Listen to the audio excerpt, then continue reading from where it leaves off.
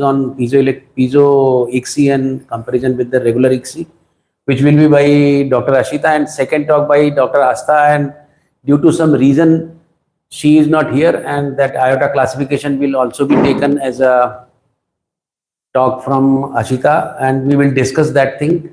And I will call Ishani also to discuss with us regarding the regular ICSI and piezo ICSI, what is new in piezo ICSI. It is already available in veterinary sciences long back, and why it is good for better than regular ICSI, and Ashita will be on this talk. So I request her to start her talk with her own ICSI with piezo. Good evening, everybody. So today I'll be taking up a study which was published in Fertility and Sterility Journal, Improved Fertilization Degradation Embryo Quality Rates with Piezo ICSI compared with the conventional ICSI. So what they have done, they have taken two groups, and in one group they did the conventional ICSI, and in the other group they did Piezo ICSI, and then compared the fertilization results of both these groups. So the objective was to investigate whether piezo ICSI increases the fertilization rate, decreases the degeneration rate, and increases the utilization rate per oocyte compared with the conventional ICSI. It was a sibling oocyte split multi-center trial. What does this mean? It means that in the same person, all the oocytes which were retrieved were separated into two different groups, and one group was subjected to conventional ICSI, the other group was subjected to piezo ICSI. And women with the diagnosis of infertility who actually gave more than 6 mature oocytes were used for this study. So ICSI currently accounts for almost 70% of IVF cycles performed worldwide. As we all know, the conventional IVF has been replaced by ICSI in almost all major centers in the world because it yields better results, it has more positive values, and also it is the procedure of choice for patients with severe oligospermia and azoospermia, where we do TISA and sperm retrieval. So the ICSI technique uses a spiked and beveled micropipette to penetrate the zona pellucida and oocyte membrane. What is done in ICSI? A small micropipette is there and it goes inside the oocyte. It already contains the sperm, it goes inside the oocyte. We aspirate some amount of the oocyte fluid, and then the sperm along with the aspirated oocyte fluid is injected back into the oocyte, and then ultimately the fertilization occurs. So I interrupt and I will show how the things usually happen with regular ICSI. What she has told that I am calling Ishani as our embryologist, and this is usually the oocyte, this is zona, and this is oocyte, and this is polar body, which is shown in that polar body. Now we hold this oocyte with a suction, and this is the equator of the oocyte, because this oocyte is a three-dimensional ball, so it has one equator, same thing like a ball which is cut. So it has a diameter this way and this way also, x, y and z. So this is the equator where we hold the oocyte with microsuction. Now our injection needle, which contains sperm,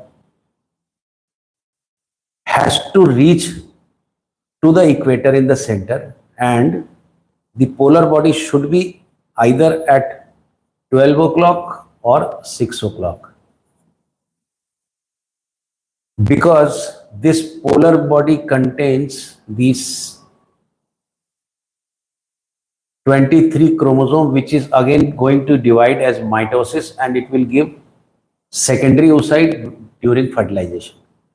So there is one group of chromosome which is present in this oocyte, which comes as female pronucleus, and it goes into one second polar body after fertilization. So at the time of injecting the pipette, we have to go till in between at equator. Moment it enters into, there is indentation of the cytoplasm, is this cell membrane. Whenever there is an indentation, you might see that you are entering the oocyte, but actually you are not penetrating the cytoplasmic membrane. So if you deposit sperm here without inflicting a hole into the cytoplasmic membrane, then you might see that their sperm is deposited, but it is not actually in the cytoplasm. So what we do during regular ICSI, we go inside deep, and to confirm whether this cytoplasmic membrane is punctured or not, we have to aspirate something. What Ashita will say with this paper. And this aspiration of the cytoplasm will create a storm over here, which is visible in microscope, and might create some cytoskeleton Disturbances. abnormality. Now, what she is talking about, can we prevent this disturbance? Please go ahead. So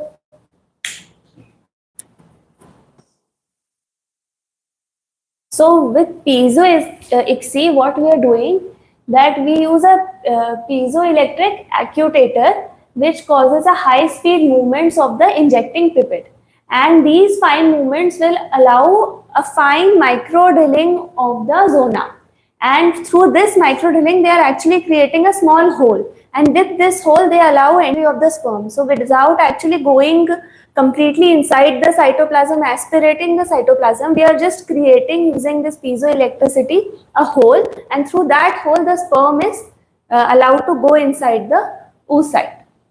So there is smooth penetration of the blunt ended injection into the cytoplasm, and a single piezoelectric pulse facilitates breakage of the membrane. That is, with a single pulse we are doing that. We are not like manipulating the oocyte or the sperm too much. We are just putting a single pulse of electricity, breaking the cytoplasm at that point and allowing the sperm to enter the oocyte. With the spermata were deposited in the cytoplasm without the need for aspiration or any sort of agitation on the oocyte. So what she has told, that now if we hold this oocyte, and this is the zona, and this is actually the primary oocyte with polar body here. The holding pipette is same. So we hold the oocyte. Now there is one instrument which is called piezo, means it creates very high amount of vibration. So whenever there is a vibration, there will be break. There is another method of breaking the zona is by laser. But if you put laser over here, then there will be damage to the cytoplasm. Heating and also genetic material will get damaged. So with piezo, you just made a gate. Very small hole. Now, because cytoplasmic membrane is now open, now you can put the sperm without agitating the cytoplasm. This is the beauty of piezo. Please go ahead. So during the study, at the time of injection, they selected the group which had more than 6 mature oocytes, and half of them were had undergone ICSI and half undergone piezo ICSI. So where patients where an odd number of oocytes were retrieved, the extra oocyte had undergone ICSI. So they use the simple clinical protocol, gonadotropin antagonist protocol, which we also commonly used. It was used, and they used recombinant FSH. And on the 6th day of simulation, GnRH antagonist was started, and for trigger they used HCG. And the oocytes were retrieved after 35 to 36 hours, and FET was performed on day 5. That was a blastocyst transfer. Again, why blastocyst transfer? So that they could actually study the proper outcome, whether the embryo developed into the blastocyst or not, and what was the quality of embryos that were developed. So this is ICSI and this is piezo ICSI. How it is different over here, we can see the needle is going inside the cytoplasm. Over here we are just creating a small hole and ultimately allow the sperm to pass through it. So this is the piezo ICSI machine which we can see over here. Then the results were, of the total 108 patients, the fertilization rate was 71.6% in piezo ICSI, and it was much more than conventional ICSI, which was 65%. Then in addition, the oocyte degeneration rate, that is the oocyte degeneration means kaun sa oocyte kharab ho gaya, was decreased in piezo ICSI, which was 6% compared to conventional ICSI, which was 12%. And the blastocyst quality also increased as measured by the number of A and B quality blastocysts. So that is why they did a day 5 transfer, that the blastocyst quality could be identified and judged on the basis of both the cases. But no significant difference in aneuploidy rate, utilization rate, pregnancy rate, or live birth outcome was noted. So this was the slide. So ultimately, there was a good number of blastocysts formed.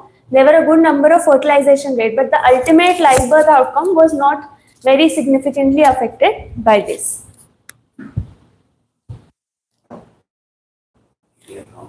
Thank you.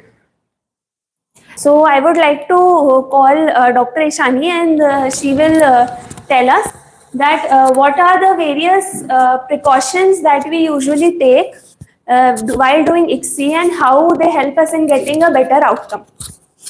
And the second question of me is from Ishani is that in regular ICSI, everyone we have read that you need some oocyte activation by agitating the cytoplasm. So how this piezo ICSI is not agitating the cytoplasm, but fertilization rate is better. Can you put something? I have only done conventional ICSI, and as we see in the last slide that definitely there was a better fertilization rate and decreased damage, obviously because you're not agitating the oocyte too much. But the conventional ICSI says that if mimicking the fertilization of the sperm, once the sperm is attached to the zona, the oocyte gets activated. That means that the zona becomes impenetrable after one fertilization. There are cortical granules which go in the periphery, and the oocyte is basically ready to receive the pronucleus. So that's what we are trying to mimic here. The only thing is that we have noticed that if we don't puncture through the oocyte using the ICSI needle, like you can see the pointed needle over here, it goes in and it has to pass through the the plasma membrane or the olemma. So when that happens, the oocyte is said to be activated. That means it now gets ready to receive the pronucleus, which is in the sperm head. So that's why in conventional ICSI that the penetration and the sucking out of a little bit of cytoplasm is required, so that the oocyte gets kind of physically activated to be fertilized properly. But if that does not happen, then we've noticed that the oocyte fails to divide into another polar body. Basically, it fails to fertilize. And even if you think that you put the sperm in, but because the oocyte failed to activate, even if there is a sperm, the fertilization didn't succeed. But Ishani, there is a contrast that With piezoelectricity, there is a thing that, but then again, those little electric pulses that you're sending in through the blunt end of one of the so-called injection needle, but you're not really injecting here. You are still trying, kind of agitating the O lemma, and you're still mimicking the same activity that during fertilization, what happens in the O lemma. So you're not really not disturbing the oocyte. You're still doing it in some way. The only thing you're not doing is stabbing the oocyte. And aspirating it, yeah. So sometimes what happens, the only advantage that I see here is, since again, there is no definite significant difference in live birth rates, the consensus is that with ICSI as compared to conventional IVF, because you're puncturing the oocyte, there are epigenetic changes that might happen, and there are diseases which are associated with IVF, not ICSI so much, but like generally IVF. So that's why there is a group of people who prefer conventional IVF and only do ICSI when there is a male factor involved. But since the fertilization rate is much higher, the only difference I see over here is that you're not stabbing or penetrating the oocyte, which does take some expertise. So if you have a piezoelectric system, it will still take some amount of expertise, but then you don't have to, once you're in the oocyte, I as an embryologist have to be very careful that I don't move too much and I don't disturb once I'm in. I don't jerk, or I have a non-vibrating table, I don't have any sudden movement so that the oocyte or the O lemma doesn't shear by mechanical forces. So that needs to be taken care of, which I think piezoelectricity solves. So there will be less disturbance. There will be disturbance, but much less if you're using electric pulses. So thank you very much, Ashita. And this is a very important paper, and we are also planning to install piezo system also with spindle view very soon, so that more you are in nature's way, better will be the fertilization rate. And it is definitely that if the fertilization rate is good, then blastocyst conversion rate will be more. And if the blastocyst conversion rate will be more, we will have more frozen embryos and more chances of making embryos and more live birth. Definitely, it might not be a single pickup live birth, but the cumulative live birth might go high because we get more blastocysts. So thank you very much for this patient listening, and this is a good talk and a very important paper from the recent Fertility Sterility Journal. And thank you very much for joining us.